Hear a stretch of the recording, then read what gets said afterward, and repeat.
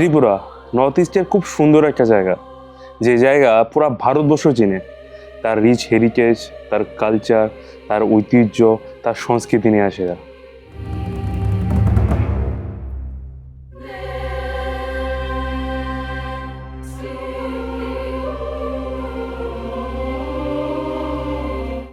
আমার এই প্রাণের জায়গা, যে জায়গাতে আমি ছোট থেকে বড় হয়েছি, সেই জায়গা হেরিটেজ কালচার এত একটা ভালো করে জানি না। আমার ইচ্ছে যে আমি ইন্ডিয়া ট্রাভেল করুম, ইন্ডিয়ার বিভিন্ন জায়গায় যেমন ওই জায়গার সংস্কৃতি দেখুম, ওই জায়গায় কালচার দেখুম, ওই জায়গায় হেরিটেজ দেখুম। কিন্তু একদিন আমার মনে প্রশ্ন হয়েছে, আমি ইন্ডিয়ার বিভিন্ন জায়গায় যাবো, ওই জায়গার সব কিছু জানো, কিন্তু আমি কি আমার নিজের জায়গা সম্বন্ধে জানি? আমার ত্রিপুরা।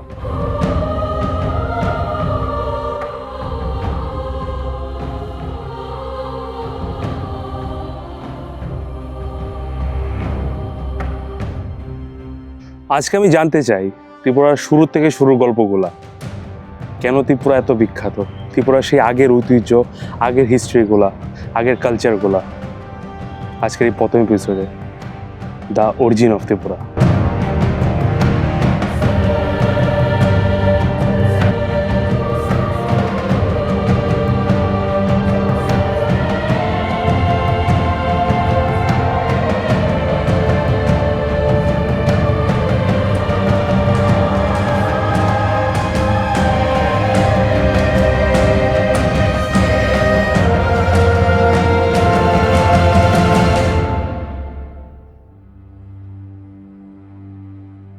ভারতীয় সভ্যতা সংস্কৃতি ঐতিহ্যের মূল কথাই হচ্ছে মিলনায়তন, অর্থাৎ ওই আমরা বলি না, দেবে আর নেবে, মিলাবে মিলিবে। তো এটাই হচ্ছে ভারতীয় সভ্যতা সংস্কৃতির মূল কথা। সেই কথা থেকে আমাদের ত্রিপুরা রাজ্য কিন্তু কখনো ব্যতিক্রম হয়নি। অর্থাৎ ভারতীয় সভ্যতা সংস্কৃতির বলতে পারবো এক প্রকার ধারক এবং বাহক হচ্ছে আমাদের ত্রিপুরা রাজ্য।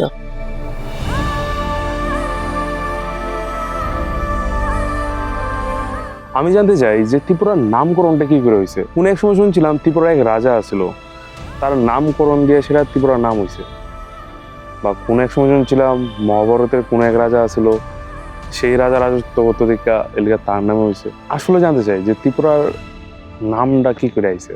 ত্রিপুরা নামের উৎপত্তি কি করে হয়েছে সেটা নিয়ে অনেকের মধ্যে মতভেদ থাকতে পারে, নানা জনে নানা কথা বলতে পারেন। যে এই যে নামটা, সেই নামের উৎপত্তি নিয়ে কিন্তু বিভিন্ন জনে বিভিন্ন কথা বলেছেন। কেউ কেউ বলেছেন ত্রিপুরা রাজ্যের উৎপত্তি হয়েছে কোনো রাজার নামে, অর্থাৎ দৈত্যরাজ ত্রিপুরের নামে ত্রিপুরা রাজ্যের উৎপত্তি হয়েছে। মহাভারতের একজন রাজা ছিল দৈত্য। এবার রাজা দৈত্যের ছেলে ছিল ত্রিপুর। এবার ত্রিপুর কি করতো, এবার ত্রিপুরা নামটা এক সময় সেটা কি আসলো কিরাত দেশ। এবার কিরাত দেশের মধ্যে কি করতো, ত্রিপুরে শাসন করত। এবং সেই কিরাত দেশকে ত্রিপুর কি করলো, নিজের নাম অনুসারে নামকরণ করে ত্রিপুরা। যেমন বিষ্ণু পুরাণেও ত্রিপুরা রাজ্যের কথা উল্লেখ রয়েছে। এটাকে উল্লেখ রয়েছে বিষ্ণু পুরাণে রয়েছে একটি প্রাচীন জনপদ হচ্ছে ত্রিপুরা রাজ্য। তো বিষ্ণু পুরাণেও রয়েছে ওখানে। তো তেমনি তন্ত্র এবং পুরাণেও কিন্তু রয়েছে যে ত্রিপুরা রাজ্যের উল্লেখ রয়েছে। তো ত্রিপুর রাজার নাম অনুসারে ত্রিপুরা রাজ্যের উৎপত্তি, সেটা রাজমালাতে উল্লেখিত রয়েছে। আমরা কোনো ঐতিহাসিকরা সেটাকেই বলেছেন যে রাজ্যের নাম রাজার নাম অনুসারে হয়েছে। এবার যদিও সেই যুক্তিটাকেও অনেক ঐতিহাসিক মেনে নেননি, কারণ হচ্ছে কি, এক তো মহাভারতের যুগের কথা, বা দ্বিতীয় কথা কি যে একটা যুক্তি আসে যে সহদেব, পঞ্চপাণ্ডবদের সহদেব ত্রিপুরা জয় করেছিল। এই ধরনের অনেক সোর্স আমরা পাই, কিন্তু যদিও সেই যুক্তিটাকে অনেকে মেনে নেননি। কেউ কেউ বলেছেন যে ত্রিপুর রাজ্যটা আসলে নয়, ত্রিপুর নামে হয়নি, যে এখানে 3টি পুরী নির্মিত হয়েছিল, সেই 3টি পুরীর একটা পুরী হচ্ছে ত্রিপুরা। বা রাজমালা দেখলে কি হয়, রাজমালা দেখলে দেখা যায়, বা শ্রীপুরঞ্জন প্রসাদ চক্রবর্তী মহাশয় যে রাজমালা রেখে গেছেন ত্রিপুরা রাজমালা, সেটা দেখলে বোঝা যায় কি যে 3টা যুক্তি আসে ত্রিপুরার নামের ব্যাপারে। এবার প্রথম যুক্তিটা কি আসে, যে আমাদের যে মা ত্রিপুরেশ্বরী, প্রথম যুক্তিটা আসে যে মা ত্রিপুরেশ্বরীর নাম অনুসারে বা ত্রিপুরেশ্বরী মন্দিরের নাম অনুসারে আমাদের ত্রিপুরা রাজ্যের নাম ত্রিপুরা হয়। কিন্তু যদিও সেই যুক্তিটাকে অনেক ঐতিহাসিকরা মেনে নেন না। তারা মেনে নেন না কারণটা কি, তারাও এর পেছনে একটা যুক্তি দেখান। যুক্তিটা কি, আমরা যদি মা ত্রিপুরেশ্বরী মন্দিরের প্রতিষ্ঠার সময়টা দেখতে যায় সেটা 1501 মহারাজা ধন্যমাণিক্যের আমলে। বা তাদের যুক্তিটা কি যে ত্রিপুরা রাজ্যের এর আগে থেকে এক্সিস্ট করতো, মা ত্রিপুরেশ্বরী মন্দির প্রতিষ্ঠা হওয়ার আগে থেকে ত্রিপুরা নামটা ছিল, তো সেই জায়গায় গিয়ে মা ত্রিপুরেশ্বরী নাম অনুসারে ত্রিপুরা, সেই যুক্তিটা তারা মেনে নেননি। এবার এই জায়গায় গিয়ে কি করে, এই জায়গায় গিয়ে তারা একটা সেকেন্ড একটা যুক্তি দেখান। ত্রিপুরার নামটা তুই প্রা থেকে উৎপত্তি। আসলে ত্রিপুরা রাজ্যের যদি আমরা জনবসতি লক্ষ্য করি, সেখানে কিন্তু আমরা মিশ্র সংস্কৃতির উল্লেখ পাই। এখানে যেমন বাংলা ভাষীর লোক আছে, তেমনি ককবরক ভাষীর লোকও আছে। তুই কথার অর্থ হচ্ছে জল, ককবরক ভাষীকেরা তুইকে বলে জল, অর্থাৎ তুই প্রা জলের যে জায়গাটা, অর্থাৎ জল পর্যন্ত জায়গা, এবং যেটাকে অনেকটা গ্রহণযোগ্য বলে ধরা হয়। এবং সেই যুক্তিটা দেখানকে কৈলাসচন্দ্র সিংহ মহাশয়। এবার ওনার যুক্তিটা কি, ওনার যুক্তিটা হচ্ছে যে ত্রিপুরার যে নামটা, ত্রিপুরার যে নামটা দুইটা ককবরক শব্দ থেকে আসে, তুই এবং প্রা থেকে। এবার তুই শব্দের অর্থ কি, তুই শব্দের অর্থ হচ্ছে গিয়ে জল, এবং প্রা শব্দের অর্থ গিয়ে নিকটে, মানে জলের নিকটে যে স্থান সেটা কি বলা হয়, ত্রিপুরা। এবার সে বর্ণনা যদি তুমি দেখো তাহলে এতটুকু বোঝা যায় যে ত্রিপুরা রাজ্যের সীমানা সমুদ্রের তীর অব্দি বিস্তৃত ছিল। ত্রিপুরার নামকরণটা কি করে হয়েছে, তার পিছনে গল্পটা, সেটা তো আমি ভালো করে জানছি। কিন্তু তার সাথে 1 মাস আগে একটা আর্টিকেল দেখছিলাম যে আমাদের পাশের দেশ বাংলাদেশের মধ্যে একটা জায়গা আছে কুমিল্লা, সে কুমিল্লার জায়গাতে একটা ফায়ার ব্রিগেড আছে, যে ফায়ার ব্রিগেডের ওই জায়গাতে কোথাও জানি লেখা আছে ত্রিপুরা। আমাদের ত্রিপুরা এরাই কি সত্যি বড় আছিল, নাকি মানুষের মুখের কথা, নাকি পুরোটাই মিথ্যা কথা? এখন যে ত্রিপুরা আমরা দেখতেছি এরকমই আছিল, নাকি সত্যি ত্রিপুরা খুব বিশাল আছে?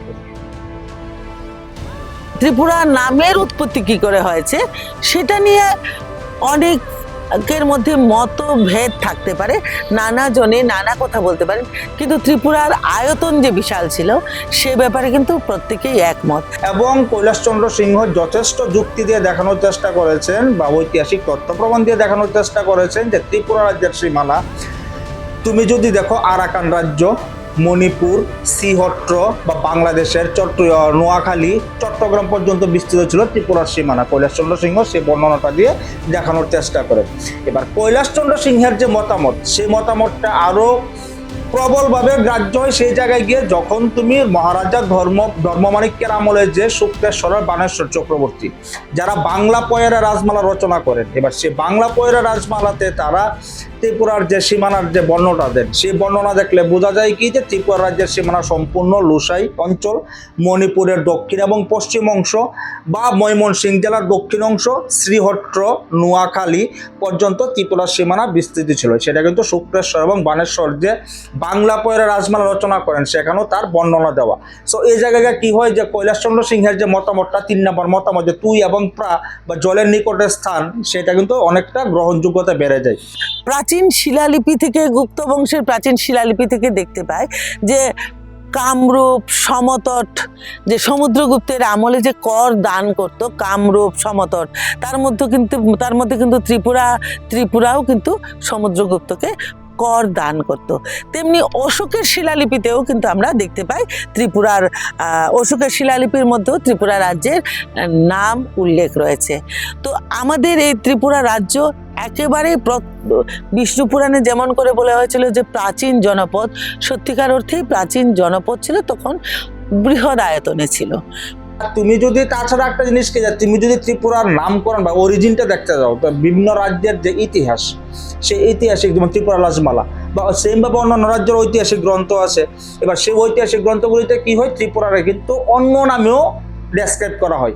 তুমি যদি বলো কিরকম, ফর এক্সাম্পল ধরো আরাকান রাজ্যের যে ঐতিহাসিক গ্রন্থ বা ঐতিহাসিক গ্রন্থ কি বলে সেটাকে রাজওয়াং গ্রন্থে কি করা হয়েছে, ত্রিপুরাকে খুর্তন হিসেবে ডেসক্রাইব করা হয়েছে।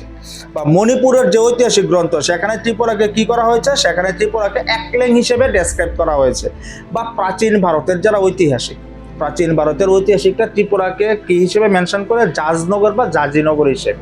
এবার সেই জায়গায় গিয়ে আরো অনেক বড় সোর্স আসে কি, চার্লস স্টুয়ার্ট মিল, হিস্টোরিয়ান।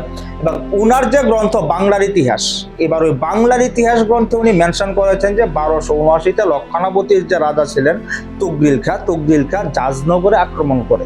এবার তার যে বাংলার ইতিহাসে যে চার্লস স্টুয়ার্ট মিল যে জাজনগর বা জাজিনগর যে রাজ্যটার নাম উল্লেখ করে, সেটা বেসিক্যালি ত্রিপুরার কথাই বলা হয়েছে এখানে। সো এই জায়গায় গিয়ে কি হয় যে তিনটা যুক্তির মধ্যে কৈলাসচন্দ্র সিংহের যে 3 নম্বর মতামতটা, সেই মতামতটাকে অনেকটা গ্রহণযোগ্য হিসেবে ধরা হয়েছে। কি যে ত্রিপুরা রাজ্যকে আমরা দেখি, সেই ত্রিপুরা রাজ্য কিন্তু প্রাচীন যুগের ত্রিপুরা রাজ্য কিন্তু অনেক বেশি বৃহত্তর ছিল। আজকের ত্রিপুরা রাজ্যকে আমরা অনেক ছোট দেখি, কারণ স্বাধীনতার সময় যে বিভাজন হয়েছিল, সেই বিভাজনের পরিপ্রেক্ষিতে যে সীমানা তৈরি করা হয়েছিল ভারতবর্ষ এবং পাকিস্তানের জন্য, সেই জন্য ত্রিপুরার অনেক জায়গা কিন্তু চলে গেছে তৎকালীন সময়ে পাকিস্তানে। সেই জন্য আজকে ত্রিপুরা রাজ্যকে দেখলে কিন্তু আমি যে কথাটা বললাম যে তার এরিয়া অনেক বড়, সেটা কিন্তু শুধু আমরা যদি মানচিত্রের মধ্যে দেখি তাহলেই হবে, আর নতুবা আমরা এখন বর্তমান সময়ে আমরা কেউই সেটা বুঝতে পারবো না, কারণ সেটা বর্তমানে অন্য একটা দেশে চলে গেছে, অন্য একটা দেশের সঙ্গে সংযুক্ত হয়ে গেছে।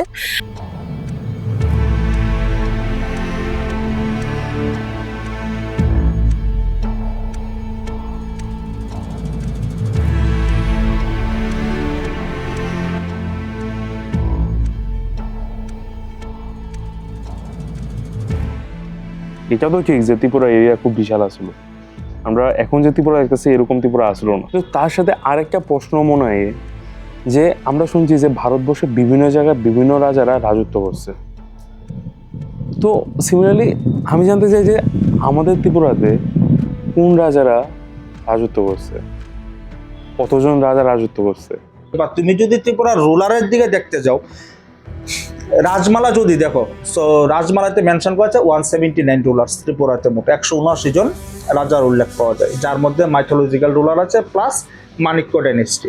বা মাইথোলজিক্যাল রুলারের মধ্যে তোমার দ্রুজ বা আরও অনেক রুলারের নাম আসে। বা এবার তুমি যদি মাণিক্য ডাইনেস্টিতে যাও, মহামাণিক্যের সময় থেকে বেসিক্যালি মাণিক্য ডাইনেস্টি স্টার্ট হয়। মহামাণিক্য, ধর্মমাণিক্য বা modern Indian Tripura, modern Tripura যেটাকে বলা হয়, বীরচন্দ্র মাণিক্য, তারপর কি বলে রাধাকিশোর মাণিক্য, বীরেন্দ্র কিশোর মাণিক্য, মহারাজা বীর বিক্রম, তারা হচ্ছে আধুনিক ত্রিপুরার কিং। মূল যে কথাটা এখানে হচ্ছে, এই ত্রিপুরা রাজ্যকে বিভিন্ন সময়ে বিভিন্ন বিদেশিরা ত্রিপুরা রাজ্যেও আক্রমণ করেছিল, যে আফগান, তুর্কি, মুঘল, এমনকি ইংরেজরাও ত্রিপুরা রাজ্যে তার কর্তৃত্ব স্থাপন করেছিল। ত্রিপুরা রাজ্যের সীমানা কিন্তু অনেক দূর পর্যন্ত বিস্তৃত, একদম কর্ণফুলী নদী পর্যন্ত, আমরা যদি বলি কর্ণফুলী নদী পর্যন্তই বিস্তৃত ত্রিপুরা রাজ্যের সীমানা ছিল। আমরা বর্তমানে যে জানি যে কসবা বলে একটা জায়গা, মন্দিরের নাম বলি, আমরা বলি কসবা কালীবাড়ি, যে ওই অঞ্চলটা, এটা কিন্তু ছিল একটা দুর্ভেদ্য দুর্গ ছিল ত্রিপুরা রাজ্যের রাজাদের। এই দুর্গের প্রতি কিন্তু সবার একটা আকর্ষণ ছিল, এই দুর্গটাকে দখল করার। তখনকার সময়ে প্রাচীন যুগে এটার নাম ছিল কৈলার গড়। তো এই দুর্গটাকে দখল করা কিন্তু প্রায় প্রত্যেকের ছিল, বিভিন্ন বিদেশিদের। তো এই দখলের উদ্দেশ্যে কিন্তু বিভিন্ন সময়ে বিভিন্নরা আক্রমণ করেছিল। আমি বলতে পারি যে ত্রিপুরা রাজ্য যেটা, এই পুরো ত্রিপুরা রাজ্য, একটাকে আমরা বলতে পারি সমতল ত্রিপুরা, যেটাকে বলা হয় তৎকালীন সময়ে চাকলা রোশনাবাদ নামে পরিচিত। আর একটা হচ্ছে পার্বত্য ত্রিপুরা, যেটা অর্থাৎ যেখানে আমরা বলেছিলাম পূর্ব দিকে বিভিন্ন পর্বতমালা রয়েছে, পার্বত্য এলাকা রয়েছে, সেটা মিলে এই দুইটা হচ্ছে আমাদের ত্রিপুরা রাজ্য। এই যে সমতল এলাকা যেটা চাকলা রোশনাবাদ, সেই চাকলা রোশনাবাদ থেকে কিন্তু ত্রিপুরা রাজ্যের যে রাজাদের যে রাজস্বের মানে প্রায় 1/3 কিন্তু এই চাকলা রোশনাবাদ থেকেই আসতো। তো সেই সাথে আমি বলতে পারি ত্রিপুরা রাজ্যের রাজাদের অনেকটা দ্বৈত সত্তায় রাজত্ব করেছিলেন। যেমন পার্বত্য এলাকায় কিন্তু কখনো মোগল, বা আমি যে বললাম মোগলরা বা ইংরেজরা পার্বত্য এলাকায় কিন্তু কখনো কর্তৃত্ব স্থাপন করেনি বা করতে পারেনি, বা করার ইচ্ছা প্রকাশও হয়তো বা করেনি। কিন্তু সমতল এলাকাতে, যেটা সমতল ত্রিপুরা ছিল, সেখানে কিন্তু মোগলরাও এসে আধিপত্য স্থাপন করেছে, ইংরেজরাও করেছে। কারণ দেখা যায় যে রাজা আমাদের ত্রিপুরা রাজ্যের যে রাজাদের যদি উত্তরাধিকার সংক্রান্ত কোনো দ্বন্দ্ব দেখা দিত, সেই দ্বন্দ্বে মূল কথা অর্থাৎ শেষ কথা বলতেন যে ইংরেজ যে আইনি আদালত আছে সেটাই শেষ কথা বলতেন। আর তাছাড়া ত্রিপুরা রাজ্যে ইংরেজদের অধীনে পলিটিক্যাল এজেন্ট নিয়োগ করা হয়েছিল, তাতে রাজার ইচ্ছা থাকুক না থাকুক। তো সেই থেকে আমরা বুঝতে পারি যে সমতল এলাকাতে ইংরেজদের কর্তৃত্ব বা মুঘলদের কর্তৃত্ব অর্থাৎ বিদেশিদের কর্তৃত্ব ছিল।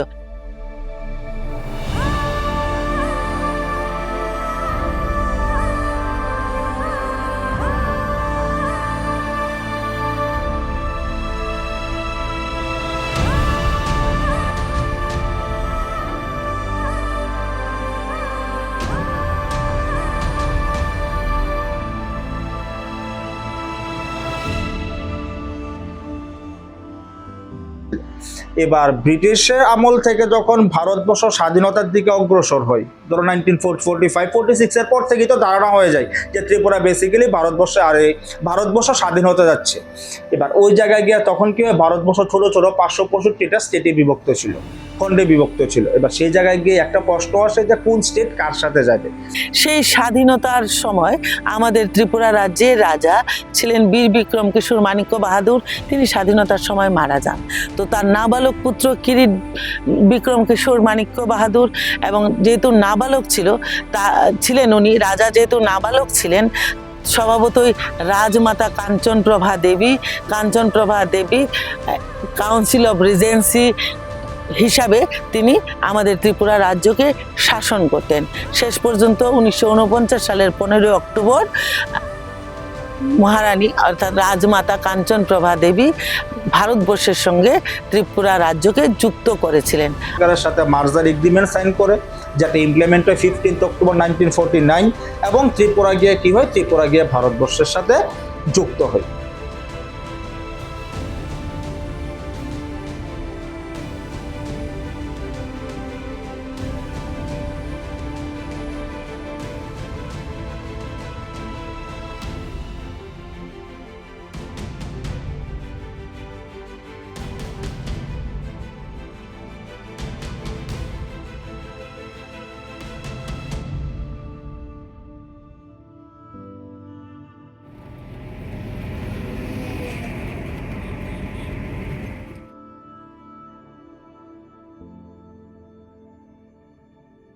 এবং যখন ত্রিপুরা ভারতবর্ষের সাথে যুক্ত হয়, তখন ত্রিপুরা যুক্ত হয়েছিল as a C category state, গ শ্রেণীর রাজ্য হিসেবে ত্রিপুরা ভারতের সাথে যুক্ত হয়।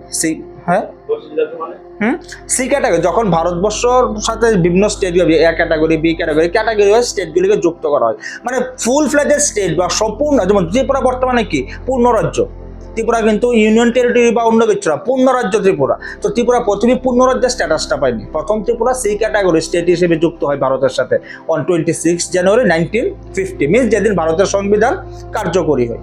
এবার পরবর্তী সময়ে 1956-এ কি হয়, 1956-এ ত্রিপুরাকে ইউনিয়ন টেরিটরির মর্যাদা দেওয়া হয়, মানে কেন্দ্রশাসিত প্রদেশে পরিণত হয়। এবং এর পরবর্তী সময়ে 21 জানুয়ারি 1972-তে ত্রিপুরা ফুল ফ্লেজেড স্টেট, মানে বর্তমান যে রাজ্য দেখা যায় পূর্ণ রাজ্য ত্রিপুরা, সে পূর্ণ রাজ্যের মর্যাদাটা পায় 21 জানুয়ারি 1972-তে গিয়ে। আসলে ত্রিপুরা রাজ্যের আয়তন ছোট হয়ে গেলেও যখন ত্রিপুরা রাজ্য ভারতের সঙ্গে যুক্ত হয়, যখন পূর্ণাঙ্গ রাজ্য সেই মর্যাদাটা লাভ করে, ত্রিপুরা রাজ্য ছোট হলেও কি হবে, ত্রিপুরা রাজ্য ভারতের সঙ্গে অর্থাৎ ভারতীয় সভ্যতা সংস্কৃতি যে ঐতিহ্য, সে তার ধারক এবং বাহক হিসেবে ত্রিপুরা রাজ্য কিন্তু অন্য সব রাজ্যের সঙ্গে সমতালে এগিয়ে। ত্রিপুরা কি ছিল প্রথম, যে সি ক্যাটাগরি স্টেটের পর ত্রিপুরা 1956-এ ইউনিয়ন টেরিটরিতে পরিণত হয়। এবার যখন 1956-এ ত্রিপুরা ইউনিয়ন টেরিটরি হয়, তখন ত্রিপুরা রাজ্য গঠিত হয় কি টেরিটোরিয়াল কাউন্সিল, এবং মোট সদস্য ছিল 30 জন সদস্য নিয়ে টেরিটোরিয়াল কাউন্সিল গঠিত হয়। এবং পরবর্তী সময়ে 1963-তে সেই টেরিটোরিয়াল কাউন্সিলই পরিণত হয় ত্রিপুরা লেজিসলেটিভ অ্যাসেম্বলিতে, যদিও সেই লেজিসলেটিভ অ্যাসেম্বলির কোনো পাওয়ার ছিল না, ক্ষমতাহীন ছিল। কিন্তু পরবর্তীতে যখন 1971 north eastern state reorganisation act অনুসারে ভারত আর ত্রিপুরা পূর্ণ রাজ্যের মর্যাদা পায় 1972 21 জানুয়ারিতে, তখন ত্রিপুরা লেজিসলেটিভ অ্যাসেম্বলি কি হয়, একদম কমপ্লিটলি পাওয়ার পায়। যে একটা বিধানসভার যে পাওয়ার বা যে ক্ষমতা থাকা দরকার, সেই ক্ষমতাটা ত্রিপুরা বিধানসভা কিন্তু পাই। এবার এই জায়গায় আরেকটা ইন্টারেস্টিং ফ্যাক্ট আসে কি, যে একটা প্রশ্ন করা হয় যে ত্রিপুরা রাজ্যের প্রথম মুখ্যমন্ত্রী কে ছিলেন, একটা প্রশ্ন করা হয়, জাস্ট ফর ফ্যাক্ট আমি বলছি। এবার এই জায়গায় সচিন্দ্রলাল সিংহ ত্রিপুরা রাজ্যের প্রথম মুখ্যমন্ত্রী, ফাইন, একদম ঠিক। কিন্তু এই জায়গায় আরেকটা প্রশ্ন আসে কি রাজীব, যে যখন ত্রিপুরা পূর্ণ রাজ্যের মর্যাদা পাই, তখন ত্রিপুরার প্রথম মুখ্যমন্ত্রী কে ছিলেন? এই জায়গায় কিন্তু একটা প্রশ্ন আসে, কিন্তু আবার এই আনসারটাকে যে সুকুমার সেনগুপ্ত, পূর্ণ রাজ্যের মর্যাদা পাওয়ার পর ত্রিপুরার ফার্স্ট সিএম সুকুমার সেনগুপ্ত। এবার যাই হোক, জাস্ট ফ্যাক্টের জন্য তোমাকে বললাম। এবার ত্রিপুরা বিধানসভা যখন ত্রিপুরা পূর্ণ রাজ্যের মর্যাদা পায়, ত্রিপুরা বিধানসভা ক্ষমতা পায়। এবং যদি ত্রিপুরার প্রশাসনিক ভাগগুলিকে দেখতে যাও, ত্রিপুরাতে মোট 8টা ডিস্ট্রিক্ট দেখতে পাই আমরা, যদিও আগে ছিল 4টা ডিস্ট্রিক্ট। 2012-তে ত্রিপুরা সরকার সেটাকে বাড়িয়ে 8টা ডিস্ট্রিক্ট করে। পশ্চিম ত্রিপুরা, নর্থ ত্রিপুরা, খোয়াই, তারপর ঊনকোটি, সিপাহীজলা, গোমতী, সাউথ, এরকম 8টা ডিস্ট্রিক্ট আমরা পেয়ে থাকি ত্রিপুরা রাজ্যে। নাম্বার অফ সাব ডিভিশন 23, 23টা সাব ডিভিশন পাই। 60-র উপর আমাদের ব্লক, 606টা আমাদের পঞ্চায়েত রয়েছে। বা তুমি যদি বলো মিউনিসিপ্যালিটি, পৌর পরিষদ যেটাকে বলা হয়, সেটা আছে 13টা। পৌর নিগম, ত্রিপুরা রাজ্যে মাত্র পৌর বা মিউনিসিপ্যাল কর্পোরেশন যেটাকে বলা হয়, ত্রিপুরা রাজ্যে কিন্তু মিউনিসিপ্যাল কর্পোরেশন শুধু একটাই, যেটা আগরতলা মিউনিসিপ্যাল কর্পোরেশন।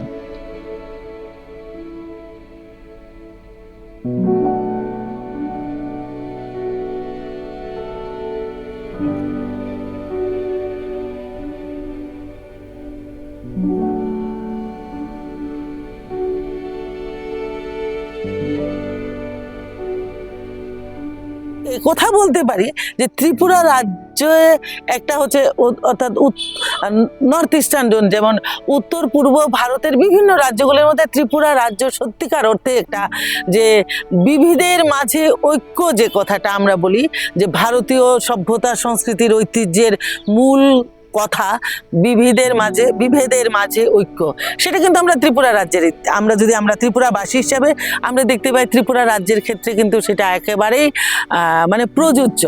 এখানে কিন্তু মিশ্র সংস্কৃতি অবস্থিত। এখানে আমাদের ত্রিপুরা রাজ্যে বিভিন্ন সংস্কৃতি অবস্থিত আছে, মিশ্র সংস্কৃতি। সেই মিশ্র সংস্কৃতিতে কিন্তু আমরা একে অপরের সঙ্গে কাঁধে কাঁধ মিলিয়ে চলি। তো আমি যেটা বলতে চাইছি সেটা হচ্ছে ভারতীয় সভ্যতা সংস্কৃতির যে মূল ঐতিহ্য, সেই ঐতিহ্যকে আমাদের ত্রিপুরা রাজ্য অনেকটা এগিয়ে নিয়ে যাওয়ার ক্ষেত্রে, বিশ্বের ক্ষেত্রে ভারতবর্ষকে এগিয়ে নিয়ে যাওয়ার ক্ষেত্রে আমার মনে হয় ত্রিপুরা রাজ্য অনেকাংশে অংশগ্রহণ করছে এবং ভবিষ্যতেও করবে। কারণ সেটা হচ্ছে আমরা যেটা ধরি যে বৈচিত্র্যের মধ্যে ঐক্য, কথাটা যেমন আমরা ভারতবর্ষের ক্ষেত্রে বলতে পারি, তেমনি আমি ছোট্ট ত্রিপুরা রাজ্যও কিন্তু বৈচিত্র্যের মধ্যে ঐক্য। এখানে আমাদের ভাষার বৈচিত্র্য আছে, আমাদের খাদ্যের মধ্যে বৈচিত্র্য আছে, আমাদের সংস্কৃতির মধ্যে বৈচিত্র্য আছে। সমস্ত দিকে বৈচিত্র্য থাকলেও আমরা কিন্তু প্রত্যেকে একে অপরের সংস্কৃতির সঙ্গে একসঙ্গে মেলবদ্ধ নয়। আমাদের মধ্যে এমন এক সংস্কৃতি গড়ে উঠেছে যেটা সত্যিকার অর্থে আমি বলবো যে অনেক বেশি উন্নত, অনেক বেশি ঐতিহ্যবাহী। এবং আমি এই কথা হলপ করেই বলতে পারি যে আমাদের একটা উদাহরণস্বরূপ দেখাতে পারবে। এবং সমস্ত আমার যতটুকু মনে হয় যে বিভিন্ন রাজ্যের মানুষরাও, ভারতবর্ষের বিভিন্ন রাজ্যের মানুষরাও আমাদের ত্রিপুরা রাজ্য সম্পর্কে জানেন। ত্রিপুরা অনেক দিকে এগিয়ে, সাক্ষরতার দিক দিয়ে বলো। এই রিসেন্টলি কয়েকদিন ত্রিপুরা 3 নম্বর রাজ্য হিসেবে সারা দেশের মধ্যে সম্পূর্ণ সাক্ষর রাজ্যের মর্যাদা পায় ত্রিপুরা। শুধু সাক্ষরতা নয়, ত্রিপুরা আরো অনেক দিকে গেছে, স্পোর্টস বলো বা ট্যুরিজম ইন্ডাস্ট্রি বলো। আজকের ডেটে ত্রিপুরা ট্যুরিজম প্রচন্ডভাবে গ্রো করছে। বা রিসেন্টলি তোমরা দেখলে তুমি দেখেছো যে উদয়পুরে যেটা আমাদের স্টার্ট হচ্ছে গিয়ে 51টা সতীপীঠ নিয়ে গঠিত হয়, যে আমাদের তীর্থ পার্ক যেটা, সেটা তো ত্রিপুরা সব দিকে গ্রো করছে এখন ডে বাই ডে। যেহেতু বলা হয় উত্তর পূর্বাঞ্চলে অনেকটাই একটু যোগাযোগের দিক থেকে একটু অন্যরকম, তারপরে আমি বলবো যে ত্রিপুরা রাজ্যের নাম কিন্তু ভারতবর্ষের সমস্ত জায়গায় ছড়িয়ে আছে। যখন সি ক্যাটাগরি স্টেট হিসেবে আত্মপ্রকাশ করে ভারতের স্বাধীনতার পরে, বা তখন থেকে যদি তুমি ত্রিপুরার হিস্ট্রিটাকে আবার দেখতে যাও, ত্রিপুরা কিন্তু day by day slowly Tripura কিন্তু গ্রো করছে। অনেক সময় কি হয়, তুমি যদি অনেক সময় থেকে যাও নর্থ ইস্টার্ন স্টেট ততটা ডেভেলপ না, হিল স্টেট পাহাড়ি রাজ্য ততটা উন্নয়ন সম্ভব না, এই জন্য একটা থট রাখতো সবাই। কিন্তু তুমি আজকের ডেটে যদি দেখো যে ত্রিপুরা কিন্তু অনেকটা ডেভেলপড। তুমি যদি আজকের থেকে 30 বছর 40 বছর আগে ত্রিপুরা দেখো বা আজকের ডেটে ত্রিপুরা দেখো, ডে নাইট ডিফারেন্ট, অনেকটা উন্নত হয়েছে ত্রিপুরা। বা শুধু যেটা একটু আগে তোমাকে বললাম, যেটা শুধু শিক্ষা না, শিক্ষা, ট্যুরিজম, স্বাস্থ্য, শিল্প, সব দিক থেকে ত্রিপুরা ডে বাই ডে কিন্তু উন্নতির পথে, যেটা আমাদের জন্য খুশির ব্যাপার, অনেক গর্বের ব্যাপার। আর অবশ্যই দেখো আমরা সবাই তো ভারতীয়, তারপরে যদি আমাকে যদি বলে যে তুমি কোন স্টেটে হও, আমি ত্রিপুরাতে থাকি, তো ত্রিপুরার এই ডেভেলপমেন্ট বা Tripura day by day grow করছে, সো অবশ্যই গর্ব তো হয়, খুশি লাগে। যে একটা সময় সবাই বলতো যে hill state Tripura, North Eastern India, এটা কোথায়, ত্রিপুরা কি বাংলাদেশের মধ্যে পড়ে কিনা, এই ধরনের মন্তব্যগুলিও শুনতে হতো। বাট এই জায়গা থেকে আজকের ডেটে ভারতবর্ষের এতগুলি রাজ্যের মধ্যে ত্রিপুরা 3 নাম্বার স্টেট, যেটা 100% লিটারেট, 100% সাক্ষর, এটা অনেক বড় অ্যাচিভমেন্ট বা খুশি হওয়ার মতো ব্যাপার।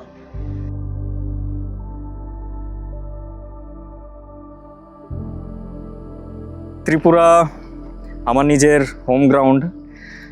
তো ছোটোবেলা থেকে বড় হয়েছি, পড়াশোনা, school life, college life. College আমার ত্রিপুরাতে, আমার সেকেন্ড কলেজ আমার বাইরেও পড়াশোনা করছি রাজস্থানে, কাজের পারপাসে ইভেন শিলং থাকছি, দিল্লিতেও গেছি কিছু টাইম। বাট একটা জিনিস আমি সবসময় রিয়েলাইজ করছি যে ত্রিপুরাতে আমরা যে একটা সবার মধ্যে একটা ইউনিটি, ফ্রেন্ডশিপ, রিলেশনশিপ, ওইটা আমি অন্য জায়গায় কোনোখানেও গিয়ে পাইছি না। ত্রিপুরাতে এই জিনিসটা আমি সবসময় ছোটোবেলা থেকে রিয়েলাইজ করছি, যার কারণে আমি বাইরে থাকা সত্ত্বেও আমার সবসময় আমার হার্ট অ্যান্ড এভরিথিং মনে হয়তো ত্রিপুরাতেই পড়ে রয়েছে। তো বাইরে যখন আসছিলাম তখন আমি জাস্ট দিন গুনতাম যে কবে আমি ত্রিপুরাতে ফিরে আমু, এবং আওয়ার পরে আমি আজকে I am very much happy. Tripura নিয়ে আমার মানে কোয়ার মতো আমার ভাষা নাই। সবসময় আমি আলাদাই একটা মানে প্রাউড ফিল করি যে I M a citizen of Tripura. এবং আমার সবচেয়ে বেশি এখানের কালচার, এখানে মানুষের মধ্যে যে আন্তরিকতা, এখানে যে মানুষের মধ্যে টান আছে, এই জিনিসটা আমি আমার অ্যাকচুয়ালি প্যারেন্টসরা মানে মা বাবার দিকটা মেইনলি কলকাতাতেই, কিন্তু তারপরও আমি প্রত্যেক বছর আগে যাইতাম, কিন্তু আমি ওইখানের সঙ্গে কোনো সময় নিজের রিলেট করতে পারতাম না। কারণ কি আমার সব সময় কয় না যে যেখান থেকে বড় হয় ওইখানেই রুট লেভেলটা হয়তো বা তার জড়িত থাকে। তো ঠিক সেম আমারও এই জায়গাতেই, যেহেতু আমি ব্রট আপ, তো আমার মনে হয় যে আমি মানে এখানের এনভায়রনমেন্টের সঙ্গে, এখানে মানুষের সবার সঙ্গে এরকমভাবে জড়াই গেছি যে তারা একটা দরকার হইলে যে কোনো টাইমে যে কোনো মানুষরা আমরা চিনি বা না চিনি, তারপরও একটা হেল্প পাইয়ে যায় কে মানুষের থেকে, যেইভাবেই হোক। সবাই তো সবভাবে হেল্প করতে পারে না, কিন্তু হেল্প সাপোর্ট সবসময় থাকে, যে জিনিসটা কিনা অন্যান্য জায়গাতে মেট্রোপলিটন সিটিজ, বিশেষ করে ব্যাঙ্গালোর কও, দিল্লি কও, কলকাতা কও, ওইখানে সেরকমভাবে এভাবে দেখা যায় না, যেটা আমাদের এখানে আছে। যেমন আমি ত্রিপুরার ছেলে হইয়াও আমি নর্থ ইস্ট, কলকাতা সব দিকে বা আমি মোটামুটি অনেক জায়গায় কভার করছি ইন্ডিয়ার। আমি যারা আমায় চেনে বা যারা জানে, কিন্তু আমি সব ঘোরার শেষে আমি ঘুরে ফিরে কিন্তু আবার এই ত্রিপুরাতেই আসি। কারণ ত্রিপুরার এক তো যেমন হয় জন্মের টান, মাটির টান এইটা, কিন্তু ত্রিপুরারে আলাদা করার মানে আমার আলাদা নজরে দেখার কারণ এইখানের মধ্যে প্রত্যেকটা মানুষের মধ্যে মনে হয় যে আমি আমার কালচারটা খুঁজে পাইতেছি। মানে আউট অফ ত্রিপুরা যাওয়ার আগে আমার এমন একটা রিয়েলাইজেশন আসিল যে আমার বাইরের মানে লাইফটা ঠিক আছে, এখানে ফ্রেন্ডস তারা আছে ঠিক আছে, রিলেটিভ তারা আছে ঠিক আছে, কিন্তু বাইরের লাইফ ও মাই গড এমন টাইপ। তো আমি অ্যাকচুয়ালি যখন বাইরে গিয়ে থাকা শুরু করছি তখন একটা জিনিস রিয়েলাইজ করছি, ত্রিপুরাতে আমরা মানে বন্ধু বান্ধব, আত্মীয় স্বজন সবাই একটা যে ইউনিটি নিয়ে চলি, ওইটা আমি বাইরে গিয়ে পাইতেছিলাম না। আর আরেকটা জিনিস হলো আমরা ত্রিপুরার ন্যাচারাল বিউটি, ওইটা সব দিক থেকে আলাদা। আর আমাদের নর্থ ইস্টের তো আশা করি মানে ভারতবর্ষে সবাই জানে, নর্থ ইস্ট ন্যাচারাল বিউটির দিক থেকে মানে মোর দেন এনাফ একটা রিসোর্স আছে। তো সব কিছু মিলিয়ে ত্রিপুরা সবসময় আমার কাছে একটা ইম্পর্ট্যান্ট একটা পয়েন্ট ছিল, যেটা আমি বাইরে গিয়ে রিয়েলাইজ করেছি। তো বাইরে থেকে আসার পরেই আমি বুঝলাম যে ঠিক আছে, নিজের হোম গ্রাউন্ডই ভালো, Tripura is best for me. মানে নিজের লিগে একটা খুব ইমোশনাল জায়গা, যেখানে কিনা মানে আর কোনো জায়গার সঙ্গে আমি রিলেট করতে পারি না। আমি যতখানি যাই না কে লেগা, কিন্তু আলটিমেটলি আমার আগরতলা শহরে এইটা আমার একদম মানে হার্টের করে থাকে যে আমার এখানে আইতেই লাগবো, এবং এখানে থেকেই সব কিছু আমার। আমি পড়াশোনার পরে বাইরে যাই বা যেটাই কিন্তু আমার এখানেই আয়েসা সব কিছু করার উদ্দেশ্য এবং সব কিছু আমি এখানের লেগেই সব করার লেগে থাকতে চাই। কারণ ত্রিপুরার মানুষের মধ্যে যে ইমোশনটা আছে বা যে কাইন্ডনেসটা আছে, যেমন আমরা যখন রাস্তা থেকে বাইরে, আমরা যদি অন্যান্য স্টেটে কি হয়, এত বিজি মানে কারোর সাথে কারোর কথা বলারই টাইম নেই, কিন্তু আমরা ত্রিপুরাতে তুমি একজনই এক্ষুনি গিয়ে রাস্তার মধ্যে কারোর সাথে গিয়ে কথা কো, তোমার সাথে এমন গল্পে বইব তুমি এখান থেকে উঠতে দিতে পারতে না। ত্রিপুরার মানুষ যেমন আমরা অন্যান্য জায়গার মধ্যে দাদা এই জায়গাটা কই, ওই জায়গাটা কই, তারা মানে কইতে একটা দ্বিধাবোধ করে, কিন্তু আমরা এই ত্রিপুরাতে তুমি গিয়ে কেউ একটা জিগাও, তোমার দরকার লাগলে বাড়িতে পৌঁছাই দিয়ে আইব, ঠিক আছে, মানে এত হেল্পফুল মানুষ। দ্যাটস ওয়াই আমরা ত্রিপুরারে আমার মনে হয় অন্যান্য সব কিছুর থেকে আমার ত্রিপুরায় বেস্ট। তাই আমি প্রাউডলি কইতাম পারি আমি ত্রিপুরার ছেলে, আমি ত্রিপুরারে ভালোবাসি।